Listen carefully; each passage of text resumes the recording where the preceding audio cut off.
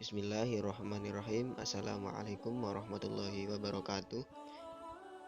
Langsung saja, saya Hizbullah Ridwan Syahid dari kelas Fatwa dan Jurisprudensi Hukum kelas A akan sedikit mengulas kembali apa yang telah disampaikan atau apa yang telah kita pelajari di setengah semester 5 ini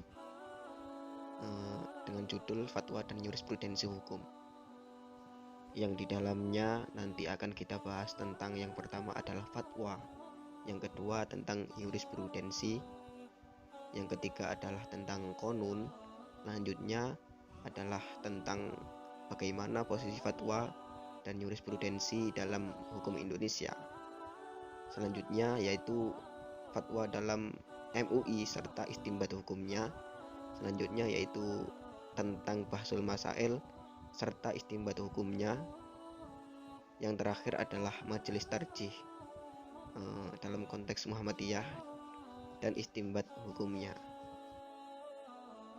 Langsung masuk ke pembahasan pertama, yaitu tentang fatwa. Apa sih fatwa itu? Fatwa adalah sebuah istilah mengenai pendapat atau tafsiran pada suatu masalah yang berkaitan dengan hukum Islam.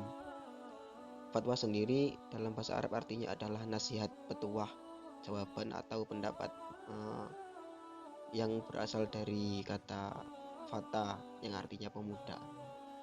Dengan kata lain, fatwa adalah sebuah jawaban dari persoalan-persoalan atau masalah yang dihadapi oleh umat Islam.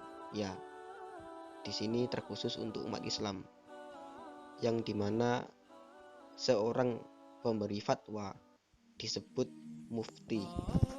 Nah, jika ditelusuri atau dipelajari lebih dalam, nanti syarat-syarat sebagai mufti atau apa saja keharusan ketika dia ingin memberikan fatwa ada banyak, dan hal tersebut adalah sangat berat.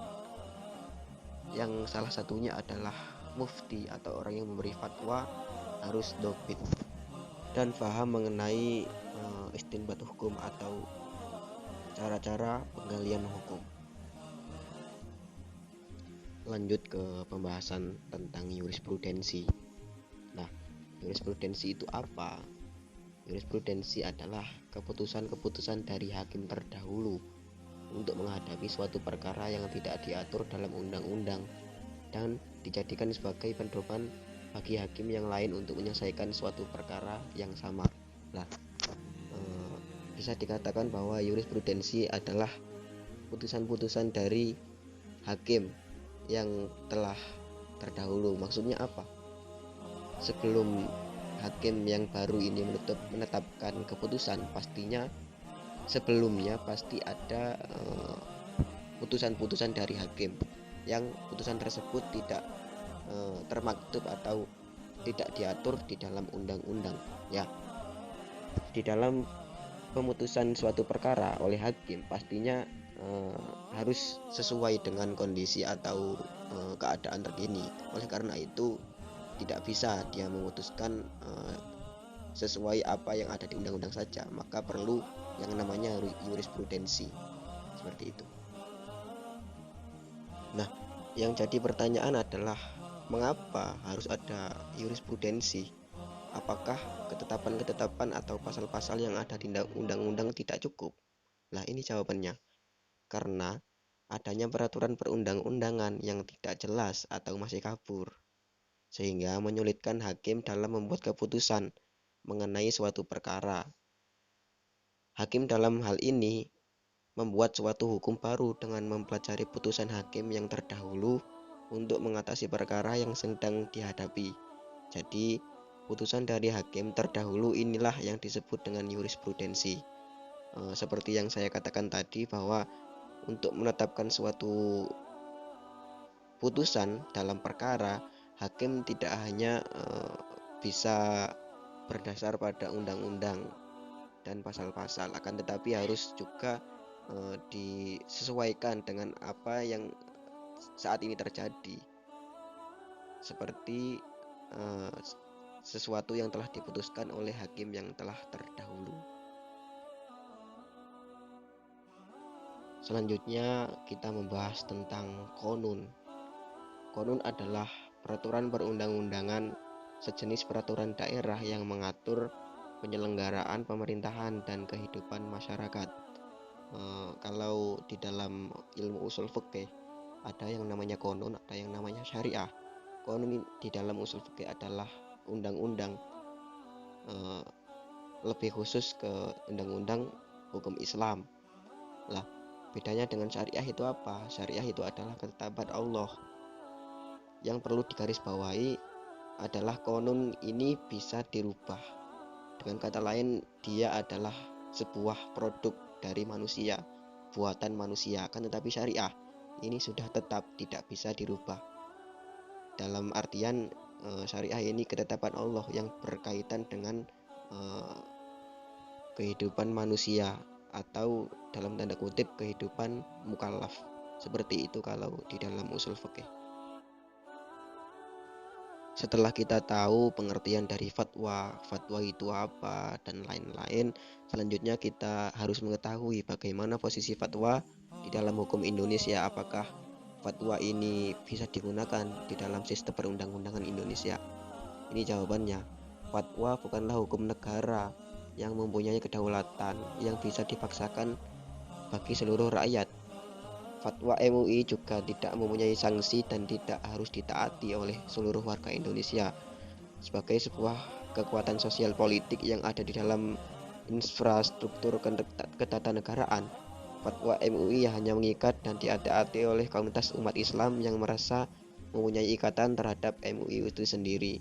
Jadi fatwa ini tidak termasuk di dalam hukum kenegaraan, akan tetapi bisa digunakan oleh orang-orang Islam, masyarakat Islam. Ketika ia mempunyai permasalahan dan ingin mengetahui jawabannya, maka ia bisa menggunakan yang namanya fatwa. Dalam tanda kutip tadi yang saya katakan pertama, orang yang memberi fatwa ada syarat-syarat yang menurut saya sangat berat. Salah satunya adalah dia harus mengetahui tentang istinbat hukum. Nanti masuknya di dalam qiyas, ijtihad dan lain-lain. Selanjutnya yaitu bagaimana posisi jurisprudensi di dalam hukum Indonesia. Jawabannya adalah jurisprudensi merupakan sumber hukum, ya. Dia jurisprudensi atau ketetapan-ketetapan dari hakim yang telah terdahulu bisa disebut sebagai sumber hukum. Bagaimana bisa? Kenapa kok seperti itu? Perlu senantiasa diingat akan 3 nilai dasar yang penting.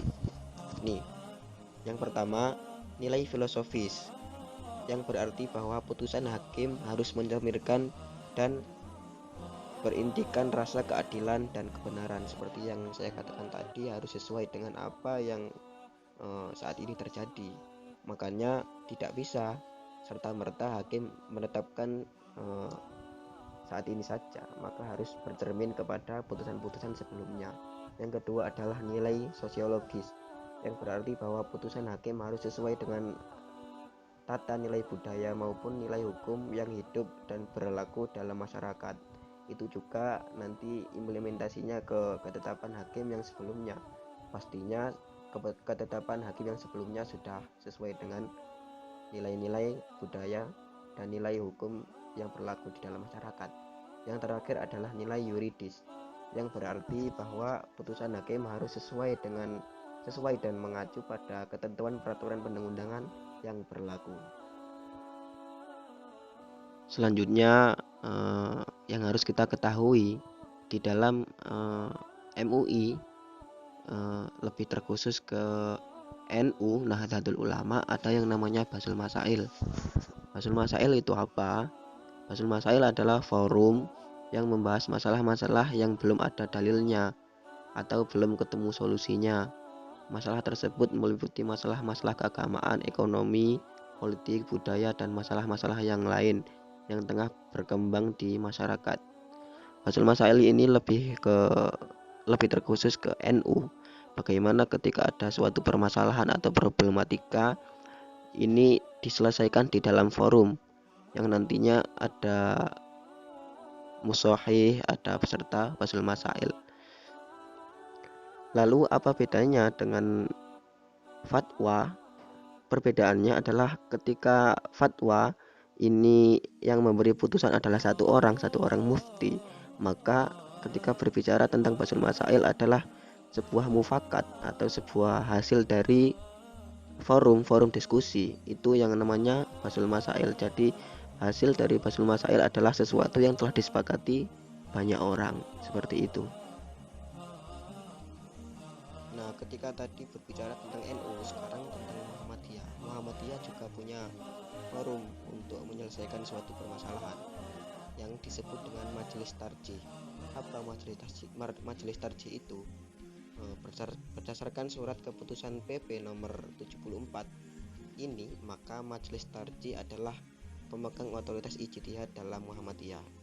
Seperti yang saya katakan tadi, ketika ada suatu permasalahan di dalam Muhammadiyah, orang-orang Muhammadiyah, maka untuk penyelesaiannya secara mufakat ada dalam forum majelis tarjih. Seperti basul masail tadi, ketika basul masail adalah miliknya orang NU, maka Muhammadiyah juga punya, namanya adalah majelis tarjih. Terima kasih atas perhatiannya karena telah meluangkan waktunya untuk mendengarkan presentasi dari saya. Nah, jika ada yang kurang jelas atau kesalahan dalam penyampaian saya, silakan dikritik atau dibenarkan